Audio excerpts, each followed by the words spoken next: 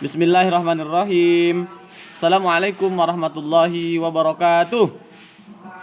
Apa kabar antum semua solih-solihah pada hari ini? Alhamdulillah, luar biasa. Allahu Akbar. Yes. Alhamdulillah Rabbil Alamin. Allahumma salli ala Sayyidina Muhammad wa ala ali Sayyidina Muhammad. Bersyukur kita semua kepada Allah Subhanahu wa Ta'ala hari ini masih memiliki kesempatan untuk belajar, memiliki kesempatan untuk bersilaturahmi ya bersama keluarga, mungkin di rumah, bersama Pak Ali juga di sini ya, walaupun silaturahminya nggak langsung via video ya. Mudah-mudahan Allah tetap memberikan keberkahan kepada kita semua ya. Terutama ketika kita bersilaturahmi, ada apa aja yang diberikan oleh Allah? Pertama, diluaskan rizkinya, kemudian dipanjangkan umurnya ya. Amin ya rabbal alamin. Siapa yang nggak mau luas rizkinya? Siapa yang nggak mau panjang umurnya? Tentunya umurnya umur yang taat. Allahumma tawil umri li ta'atik. Allahumma tawil umri li ta'atik. Oke, sholih wal sholihah, kali ini ya ada dua pembelajaran. Pembelajaran pertama itu ada mapel apa coba hari ini, hari Selasa, bahasa Inggris. Nah, alhamdulillah bahasa Inggris nanti ya Bu Nelly akan melaksanakan pembelajaran via Zoom, karena kalau bahasa Inggris agak sedikit kesulitan kalau via video ya. Jadi via Zoom untuk bahasa Inggrisnya insya Allah hari ini jam 9.30. Oke, dan satu lagi ada tematis. Nah, insya Allah Pak Ali di sini akan melanjutkan pembelajaran tematis kita. Materi terakhir kita kemarin sampai di apa? Iya, macam-macam otot ya kemarin. Nah, tapi sebelum kita masuk ke pembelajaran materi berikutnya, kita review dulu deh dari awal kita kemarin. Oke, kita masuk ke subtema 2 kemarin. Silakan diingat-ingat dari mapel IPA-nya ya, dari pembelajaran IPA-nya, IPS, PKN-nya, bahasa Indonesianya ya. Kita mulai dari judul subtemanya. Subtema 2 itu ada manusia dan lingkungannya ya. Manusia dan lingkungannya. Nah, kita manusia hidup di lingkungan ya, lingkungan apa nih? Ada lingkungan, kemarin tuh ada lingkungan apa aja? Ada lingkungan alami ya, ada lingkungan buatan. Nah, tentunya ketika kita hidup ya, tinggal di sebuah rumah misalnya, di kelompok masyarakat, ada RT, RW, ya nanti ada tingkat desa, kemudian tingkat kecamatan. Terus ya, kita hidup di lingkungan tersebut, tentunya kita tidak bisa terhindar dari berinteraksi dengan manusia yang lainnya. Nah, kita disebut sebagai makhluk sosial, makhluk yang tidak bisa hidup sendiri, yang pastinya memerlukan bantuan orang lain. Ya. Nah, itu dalam kehidupan bermasyarakat. Sama halnya ketika kita belajar di sekolah pun, di kelas pun seperti itu. Kita nggak bisa individualistis ya, sendirian aja. Kecuali ketika kita lagi menghadapi PAT misalnya ya. Nah, itu baru kita mengerjakan masing-masing. Ketika kita lagi pembelajaran seperti biasa, tentunya ada interaksi antara teman ya, guru. Nah, itu merupakan contoh kecil daripada manusia sebagai makhluk sosial. Oke, jadi kita nggak bisa hidup sendiri-sendiri ini ya. Kita nggak bakal bisa hidup sendiri-sendiri. Nah, kemudian kita lanjut ke nah di sini ada gambar nih, ada gambar sedang bermain bola ya. Ada Ikhwan, ada Ahwat. Boleh nggak tuh Ahwat main bola?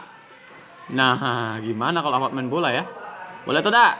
Nah, kemarin di kelas berapa itu? Di kelas 4 ya kalau nggak salah ya. Ada gambar Ahwat bermain bola. Boleh dak? Wah, kalau main bola gimana nanti kelihatan auratnya tuh? Ya, misalnya pakai celana pendek. Nah, boleh dak? Dak boleh. Ya, Ikhwan pun ketika main bola biasanya pakai kolor tuh ya. Lututnya kelihatan, auratnya kelihatan. Boleh dak? Nah, harus ditutup lututnya, pakai celana panjang kalau mau olahraga. Bermain sepak bola. Oke. Di sini ya kita review ada IPA terlebih dahulu. IPA, ilmu pengetahuan alam. Kita review sedikit ya. Kemarin kita sudah membahas tentang organ gerak manusia. Ya, organ gerak terdiri dari 2 jenis. Masih ingat? Ada organ gerak aktif dan organ gerak pasif. Ya. Nah, antum semua pastinya masih ingat apa itu organ gerak aktif? Organ gerak aktif adalah organ gerak yang bisa bergerak sendiri. Contohnya otot. Nah, otot ini nanti kemarin sudah kita pelajari ya. Kemarin juga ada otot otot polos, ada otot lurik, ada otot jantung. Nah, itu macam-macam otot. Kemudian organ gerak pasif. Apa itu organ gerak pasif? Ada yang masih ingat? Organ gerak pasif adalah organ gerak yang bergerak dengan cara dibantu oleh organ gerak yang lain, seperti misalnya contohnya adalah tulang. Jadi tulang itu nggak bisa bergerak tanpa adanya bantuan dari organ gerak pasif. Siapa dia? Otot. Oke ya, kemarin coba apa yang menempel di kerangka manusia itu? Otot apa namanya? A. Otot polos. B. Otot lurik. C. Otot jantung. Ayo, otot lurik yang menempel di kerangka, ya, di kerangka tubuh manusia maupun binatang itu adalah otot lurik, ya, yang pergerakannya itu, ya, melalui proses, ya, interaksi antara panca indera, kemudian ada apa namanya, ya, dia bekerja sama, ya, tentunya dengan kesadaran. Berbeda halnya dengan otot polos. Kalau otot polos itu dia bekerja, ya, kita nggak sadar. Contohnya ada di mana kemarin kalau otot polos? Ada di bagian perut tuh, ya, perut, ya, usus. Kemudian ketika kita bernapas itu juga menggunakan otot yang ada di perut tuh, ya, kita nggak sadar, kita napas sendiri. Ketika tidur kita lagi nggak sadarkan diri, ternyata masih bisa bernafas, ya. Coba kalau otot yang kita gunakan untuk bernapas itu memerlukan kesadaran, kita nggak bisa tidur, ya. Waktu tidur berhenti, nggak bisa bernapas, ya. Oke. Kemudian yang kedua ada alat gerak. Inilah yang akan bekerja sama dalam melakukan pergerakan sehingga membentuk suatu sistem yang disebut dengan gerak. Tuh, yang ada di tubuh kita aja saling kerjasama, ya. Organ gerak pasif dan organ gerak aktif. Otot dan tulang kerjasama, ya. Jadi kita nggak boleh individualistis, sendiri-sendiri, ya. Hidup sendirian aja, nggak ada temennya nanti. Oke, kita lanjut yang ke slide berikutnya. Macam-macam tulang manusia. Nah, masih ingat kemarin macam-macam tulang manusia? Kita coba review dari bagian atas. Dari bagian atas manusia. Ada tulang apa di atas? Ada tulang kepala tentunya, ya, disebut juga dengan tengkorak, ya. Ada tengkorak. Kemudian ada nanti tulang leher, ya. Kemudian turun ke bagian tangan, ada tulang tangan, terdiri dari tulang tangan atas, tulang hasta, tulang pengumpil, tulang pergelangan tangan, tulang telapak, dan sebagainya, ya. Kemudian turun ke bawah ada tulang kaki, ya. Ada tulang kaki, dimulai dari tulang paha, tulang kering, ya, tulang betis, tulang tempurung lutut, dan sebagainya. Oke, selanjutnya, nah ini gambarnya, ya. Gambarnya insya Allah di buku antum semuanya sudah ada, ya, tinggal diperhatikan. Ini kita sekedar review, ya, untuk mengingat-ingat. Nanti khawatirnya kalau tidak diajak Pak Ali, reviewnya bareng-bareng dengan Pak Ali, nanti nggak direview di rumah, ya. Oke, kemudian selanjutnya, nah ini bagian tulang kaki. Dan ini bagian tulang tangan. Ini bagian-bagiannya, ya. Oke. Selanjutnya kita ke otot manusia. Tadi otot sudah kita bahas sekilas, ya. Otot manusia tadi kita udah tahu ada berapa macam otot? Ada 3. Ada otot polos, kemudian ada otot lurik, dan ada otot jantung. Nah, otot merupakan alat gerak aktif yang membantu pergerakan tulang dalam tubuh manusia. Fungsi otot adalah, ada yang tahu fungsi otot untuk apa? Untuk main pancu, Pak, untuk tertambang. Ya. Untuk apa yuk fungsi otot? Pertama, melakukan gerak tubuh. Ketika kita bergerak, teng-teng, ya, tangan gerak dikit. Nah, itu kerjasama antara otot dan tulang. Nah, antum jalan tanpa sadar tuh jalan, ternyata itu menggunakan otot, ya. Pertama, untuk melakukan gerakan tubuh. Yang kedua, menjaga keseimbangan tubuh. Kalau kita ototnya tidak berfungsi, ya, kita nggak bisa duduk. Berdiri pun kita nggak bisa, nggak seimbang. Tanpa disadari ketika kita duduk di kursi, ya, kita itu mempekerjakan otot kita ternyata. Coba ketika antum tidur, duduk kemudian tidur, bisa nggak duduk? Ya, pasti roboh. Karena ototnya nggak bekerja, antumnya tidur. Ya, ada otot yang ada di tulang-tulang di punggung, kemudian di bagian bagian paha juga bekerja semuanya. Ketika kita duduk pun kita mempekerjakan otot. Apalagi ketika kita berlari, ya. Kemudian yang ketiga, menggerakkan aliran darah yang terdiri atas zat-zat yaitu, ya, nutrisi, oksigen, dan lain-lain. Kemudian yang selanjutnya, menggerakkan sistem pencernaan dan pembuangan. Nah, ini biasanya yang bekerja adalah otot apa? Menggerakkan sistem pencernaan dan pembuangan? Otot polos tentunya ya. Kemudian berikutnya menggerakkan sistem pencernaan dan pembuangan. Nah, sama ya. Dan yang terakhir menggerakkan jantung. Yang ada di jantung ini namanya kemarin otot apa? Otot jantung. Oke, slide selanjutnya jenis-jenis otot. Nah, di situ ada otot polos, otot lurik, dan otot jantung. Kemarin ini tugas terakhir antum untuk tematis ya. Insyaallah mudah untuk otot ya. Kita ke bahasa Indonesia. Sekarang kita ke bahasa Indonesia. Kemarin ada Pak Ali bahas tentang cover buku.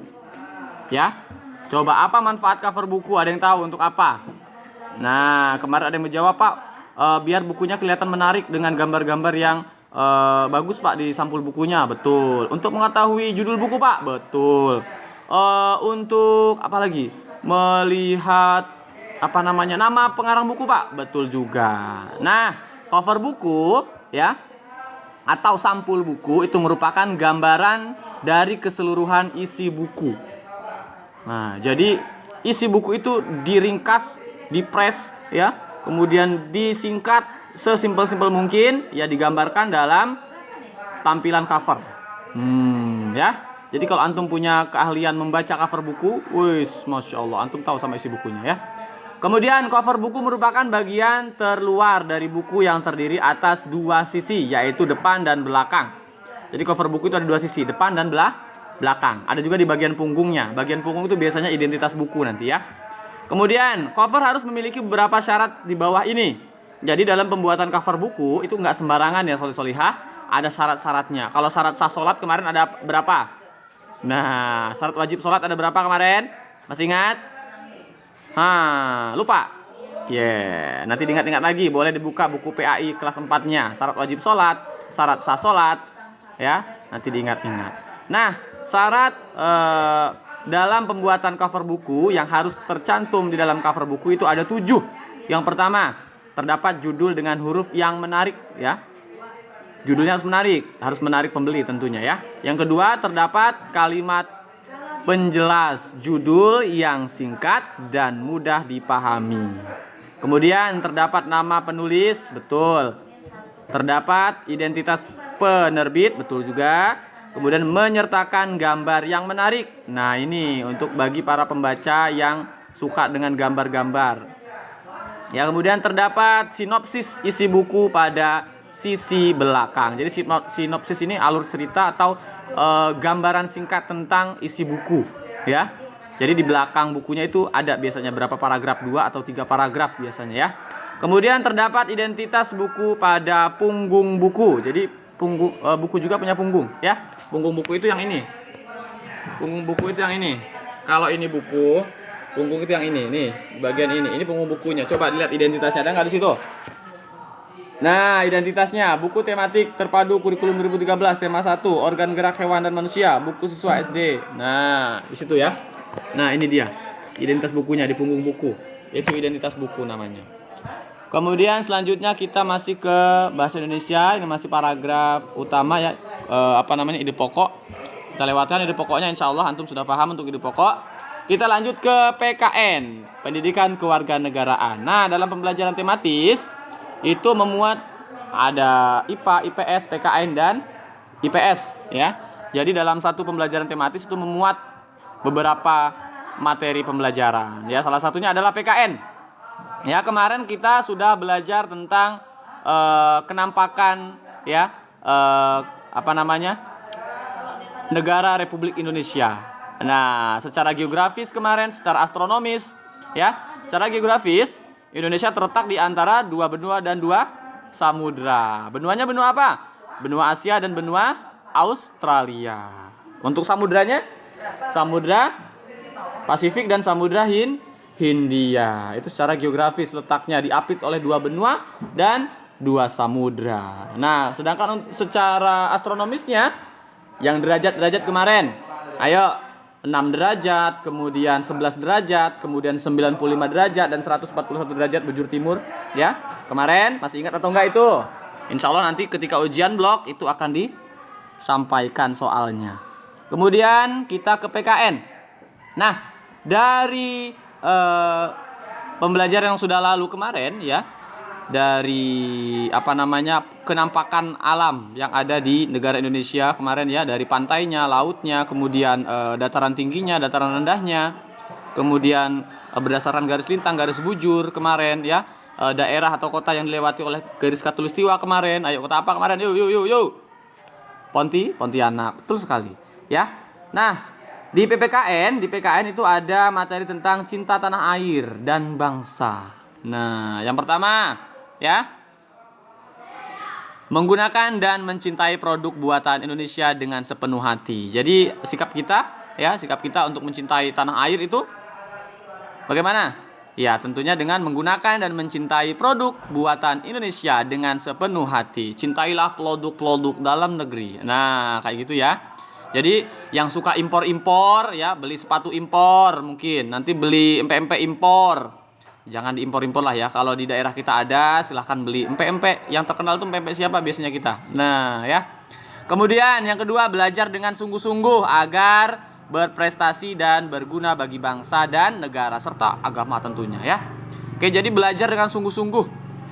Selanjutnya, bangga berbahasa Indonesia dalam keseharian. Jadi kita pakai bahasa Indonesia dalam sehari-hari.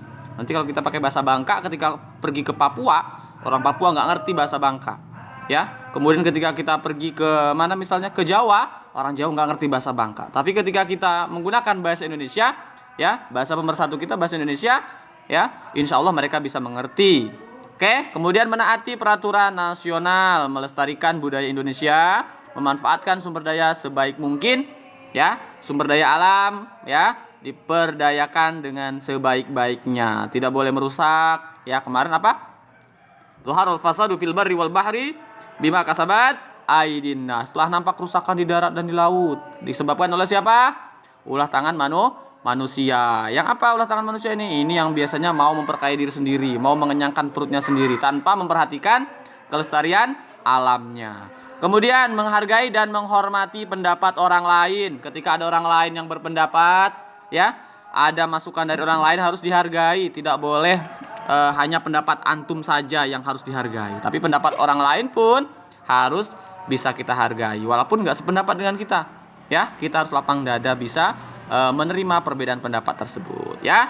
Kemudian berpartisipasi dalam kegiatan bermasyarakat. Kemudian melaksanakan hak dan kewajiban dengan rasa tanggung jawab. Ingat, ini ada hak dan kewajiban. Mana dulu yang harus dilakukan? Hak dulu atau kewajiban dulu? Betul, kata Bang Nadim, kewajiban. Betul sekali. Yang harus dilakukan pertama adalah kewajiban dulu, baru kita bisa menuntut haknya ya. Apa kewajiban kita sebagai umat Islam? Apa Bang? Menjalankan perintah Allah Subhanahu wa taala dan meninggalkan segala larangannya. Masya Allah. Keren ya Bang Nadim ternyata. Oke, selanjutnya itu PKN sekilas ya. Kita ke IPS. Oke, oh ya PKN tadi ada ketinggalan nih ya. Di buku tematis kemarin itu ada tentang Pancasila. Nah, ada berapa Pancasila kemarin? Ada 5. Yang pertama, ketuhanan yang Maha Esa. Kedua, kemanusiaan yang adil beradab. 3, persatuan Indonesia. 4, kerakyatan yang dipimpin oleh hikmat kebijaksanaan dalam permusyawaratan perwakilan. Yang kelima, keadilan sosial bagi seluruh rakyat Indonesia. Itu Pancasila ada 5 ya. Lanjut kita ke IPS. Kita review ya. IPS, kenampakan alam. Nah, kenampakan alam pada bentang alam Indonesia merupakan salah satu kenampakan alam yang terlengkap di dunia. Masya Allah, terlengkap di dunia. Kenampakan alam itu meliputi laut, pantai, dataran rendah, lembah subur, padang rumput, sungai, danau, bukit, pegunungan hingga gunung. Jadi Indonesia merupakan ya negara yang lengkap dari kenampakan alamnya. Dimulai dari darat sampai ke laut, dari yang tinggi sampai yang terendah ada semua. Dari mulai gunung, bukit, ya tebing semuanya ada di Indonesia. Antum mau pilih apa? Ada semuanya. Mungkin yang satu itu yang nggak ada itu satu ya, gurun ya. Padang pasir yang nggak ada sepertinya. Tapi padang pasir atau gurun buatan yang kecil-kecil itu ada. Ya, Tiling TI itu kayak padang pasir ya. Oke, bekas-bekas tambang timah itu kayak padang pasir tuh. Ya, tandus. Tapi itu bukan padang pasir namanya ya. Oke, kemudian kenampakan alam terbagi menjadi dua. Ini di kelas 3 sudah dipelajari. Apa aja ada yang tahu? Kenampakan alami dan kenampakan buatan. Kenampakan alam dipengaruhi oleh iklim. Nah, iklim lagi. Ada yang tahu iklim? Kelas 3 juga nih iklim. Ada iklim, ada cuaca, ya, ada suhu. Ayo, apa itu iklim?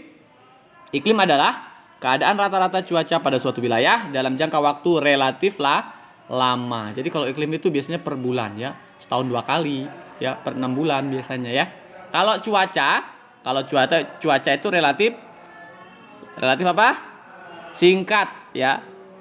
Dan pada tempat tertentu ya. Karena cuaca itu adalah keadaan suhu udara, tekanan udara, hujan, angin, dan sinar matahari pada waktu pendek ya dan tempat tertentu. Jadi cuaca itu antara misalnya Pangkal Pinang dan Sungai Liat itu kadang-kadang bisa berbeda. Di Sungai Liat bisa jadi hujan, ya, di Pangkal Pinang panas. Atau di Pangkal Pinang itu mendung-mendung, di Sungai Liat misalkan cerah, berawan misalnya. Ya, jadi cuaca itu dalam lingkup yang sempit ya, pada tempat tertentu. Kalau iklim itu meliputi misalnya Indonesia. Indonesia itu termasuk ke dalam iklim apa? Iklim tropis. Di Indonesia ada berapa musim? Di Indonesia ada 2, musim hujan dan musim kemarau, ya. Kemudian ciri-ciri iklim tropis, biasanya suhu udaranya itu ya, sepanjang tahun itu antara 18 derajat Celcius sampai 27 derajat Celcius, bahkan bisa lebih dari 27 derajat Celcius ya. Itu ciri-ciri iklim tropis ya. Dan rentang waktu antara siang dan malam itu relatif sama, 12 jam ya. Oke, kita lanjut lagi. Itu tadi IPS. Nanti insya Allah Pak Ali bagikan slide-nya ya di grup bagi yang mau review-review, mau belajar-belajar. Oke, itu dia untuk review tematis kita kali ini. Nggak kerasa udah berapa menit. Ya, udah 20 menit. Antum bosan nanti nontonnya kalau udah kelamaan ya.